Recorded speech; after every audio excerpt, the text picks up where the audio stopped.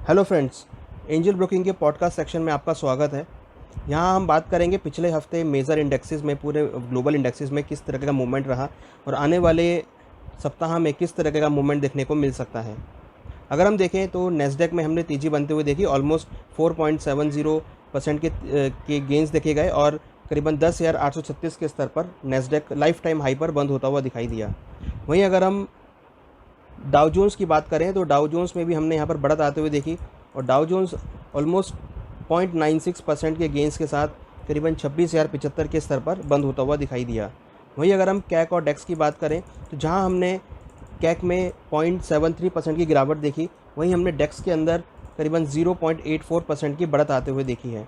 अगर हम देखें तो ग्लोबल इंडेक्सेस सभी में एक मिला जुला रुख देखने को मिला। ओवरऑल हमने एक पॉजिटिविटी के साथ पिछला हफ्ता ट्रेड होते हुए देखा।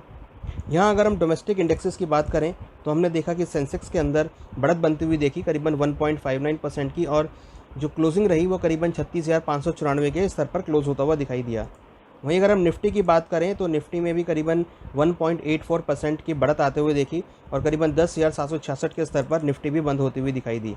वहीं अगर हम बैंक निफ्टी की बात करें तो बैंक निफ्टी में करीबन 2.71% की बढ़त आते हुए देखी और करीबन इंडेक्स 22,435 के स्तर पर क्लोज होते हुए दिखाई दिया।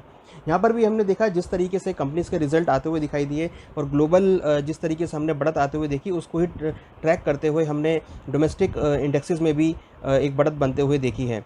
साथ में हमने देखा कि जिस तरीके से कोरोना वायरस के केसों में सुधार देखने को मिला है और जिस तरीके से हमने यहाँ पर एक कोरोना वायरस के केस में कुछ कमी आते हुए देखी है, जिसकी वजह से हमने सभी इंडेक्सेस में एक बढ़त बनते हुए देखी है। हालांकि कोरोना वायरस के जो केसेस हैं वो यहाँ पर बढ़ते हुए दिखाई दी हैं, मगर जो ठीक होने की रेशो है वो अब धीरे धीरे बढ़ने लगी है, जिसकी वजह से यहाँ पर हमने सभी इंडेक्सेस में एक बढ़त का माहौल बनते हुए देखा है।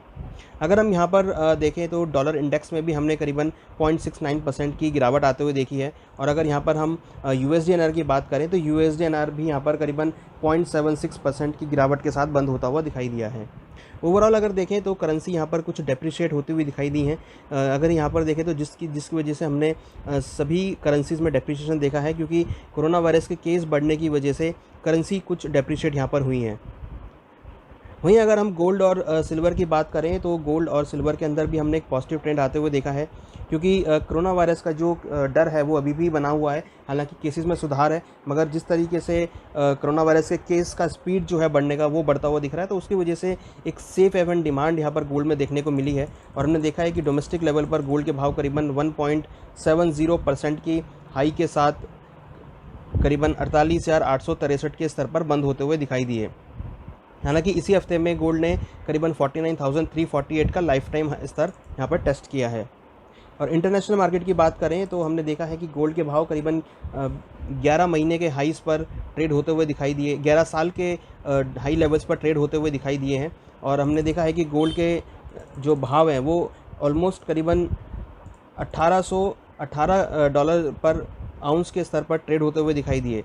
कहीं ना कहीं एक पॉजिटिव ट्रेंड गोल्ड में देखने को मिला। वहीं अगर हम सिल्वर की बात करें तो सिल्वर के अंदर भी हमने करीबन 4.44% की तेज़ी बनते हुए देखी और डोमेस्टिक मार्केट में करीबन 51,362 के स्तर पर क्लोज होते हुए देखा है।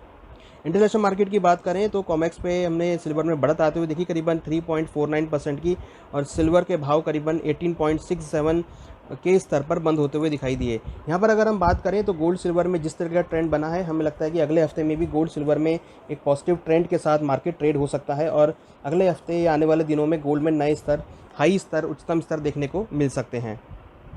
गोल्ड के लिए अगर हम महत्वपूर्ण लेवल्स की बात करें तो यहाँ पर हमें लगता है कि गोल्ड के लिए एक महत्वपूर्ण सपोर्ट लेवल करीबन 48,000 का स्तर रहेगा और रेजिस्टेंस करीबन 49,800 का रहेगा। और हमें लगता है कि इंटरनेशनल मार्केट में करीबन 1840 हाईएस्ट लेवल हो सकता है और डाउन साइड में करीबन 1770 एक लोअर लेवल हो सकता है।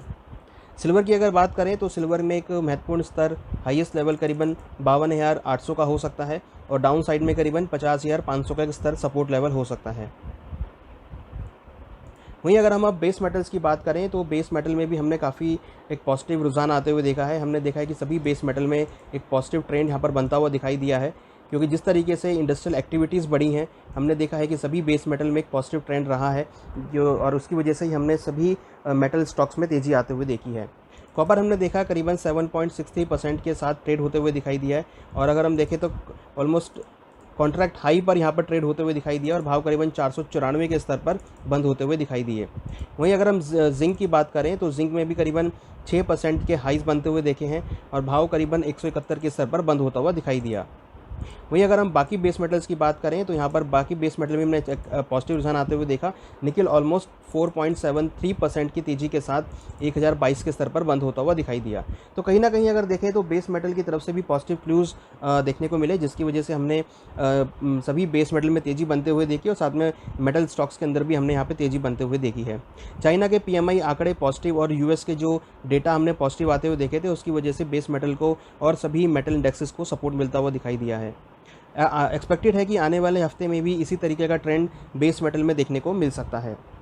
नाउ अगर हम क्रूड ऑयल की बात करें तो यहाँ पर भी हमने क्रूड के अंदर एक काफ़ी मोमेंटम आते हुए देखा।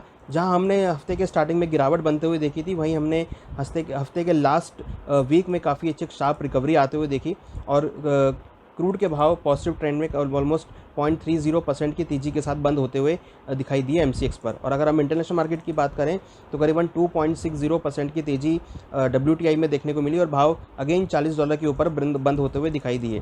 तो इसका इंडिकेशन ये है कि जिस तरीके से एक डिमांड सिनेरियो बढ़ता हुआ जा रहा है और जिस तरीके से हमने एक डिमांड यहाँ पर बढ़ती हुई देखी है, उसकी वजह से हमने क्रूड के भावों में तेज़ी आते हुए देखी है। तो एक्सपेक्टेशन है कि आगे भी जो डिमांड है, क्योंकि इंडस्ट्रियल एक्टिविटी अब स्टार्ट हुई है, तो डेफिनेटली जो डिमांड है यहाँ पर देखने को मिल सकती है मेटल्स की और साथ में क्रूड ऑयल की भी। तो हमें लगता है कि अगले हफ्ते में भी डिमांड का सपोर्ट रहेगा और पर्टिकुलर मेटल्स और एनर्जी सेगमेंट दोनों में ही अगले हफ्ते में भी तेज़ी देखने को मिल सकती है।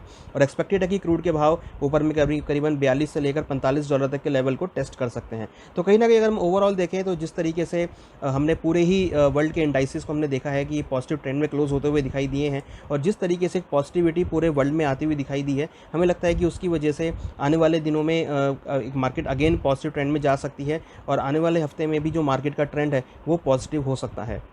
सो आशा है आपको हमारे इस सेगमेंट से प्रॉफिटेबल जानकारी मिली होगी। धन्यवाद।